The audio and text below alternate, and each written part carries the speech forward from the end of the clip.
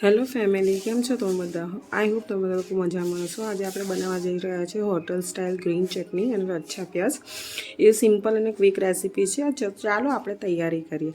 એના માટે પહેલાં ગ્રીન ચટણી આપણે બનાવીશું. એના માટે મેં અહીંયા મિક્સિંગ બાઉલ એક લઈ લીધેલું છે. એમાં અડધા બાઉલ કરતાં થોડુંક વધારે મેં અહીંયા ધાણા લીધા છે. એની મેં દાંડીઓ કાઢી નથી, એની સાથે જ મેં એનું લીધેલું છે.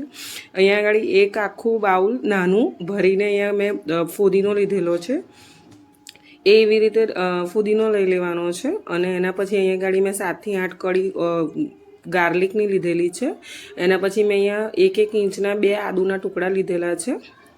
એ બધું મિક્સ કરવાનું છે આપણે. અને પછી આપણે એની અંદર લીધી છે મેં અહીંયા 1 ડુંગળી લીધેલી છે.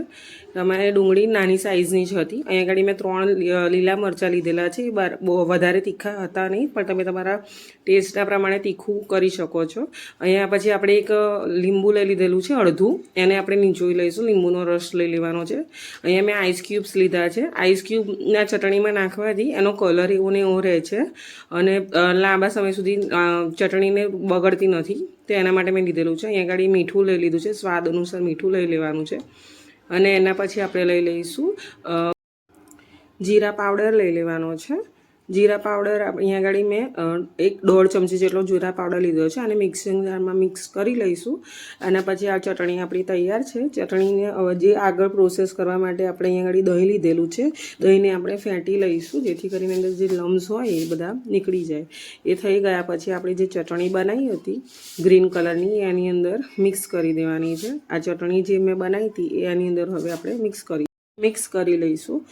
ચટણી લઈ લેવાની છે, જેથી આ ચટણી 10 થી 15 દિવસ સુધી એવી ને એવી રહે છે. તો તમે બનાવીને ફ્રીઝમાં કરી શકો છો, સ્ટોર કરી શકો છો. અને ફરી ગમે ત્યારે તમે ખાવા બેસો ત્યારે સલાડ તરીકે આની અંદર લઈ શકાય છે.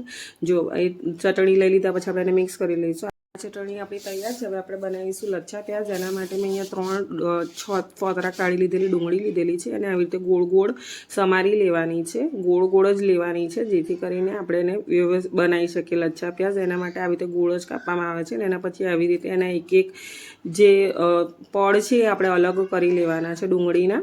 આ મેં કરી લીધું છે. અને એના પછી મેં એને ઠંડા પાણીમાં આઈસ ક્યુબ સાથે પલાળીને રાખ્યું હતું 2 થી 3 મિનિટ સુધી. તમે ગમે ત્યારે સલાડ બનાવો ત્યારે ડુંગળીને એવી રીતે મૂકશો તો એમાં જે સ્મેલ આવતી હોય છે એ ઓછી થઈ જાય છે. અને લાંબા સમય સુધી ડુંગળી કરકરી પણ રહે છે. એના પછી મેં પાણી કાઢી લીધું હતું. અને એમાં પછી આપણે આગળની પ્રોસેસ કરીશું. એમાં મેં મીઠું લઈ લીધેલું છે સ્વાદ અનુસાર.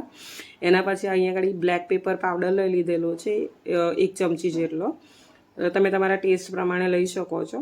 એના પછી અહીંયા આગળ મેં ચાટ મસાલો લીધેલો છે 1 ચમચી ચાટ મસાલો લીધેલો છે. ચાટ મસાલો નાખવાથી આનો ટેસ્ટ 4 ગણો વધી જાય છે. અને એનાથી તમને ચટપટો પણ ટેસ્ટ આવશે. એના પછી મેં આગળ લઈ લીધું છે લાલ મરચું. મેં મારા ટેસ્ટના પ્રમાણે 1.5 ચમચી અહીંયા લાલ મરચું લીધેલું છે. તમે તમારા ટેસ્ટના પ્રમાણે લઈ શકો છો, તીખું કે ગમે તે રીતે. એના પછી આપણે આને અંદર લીંબુ નાખી દેવાનું છે. લીંબુ મેં અડધી ફાળ કરેલી હતી. અડધી ફાળ લીંબુનો રસ આની અંદર આપણે નીચોઈ લઈશું. નીચોઈ લીધા પછી આપણે આને મિક્સ કરવાનું છે. હવે આપણે આને મિક્સ કરીશું તો એનો કલર એકદમ ચેન્જ થઈ જશે. જો આ તૈયાર થઈ ગઈ છે આપણું લચ્છા પ્યાઝ. Thanks for watching.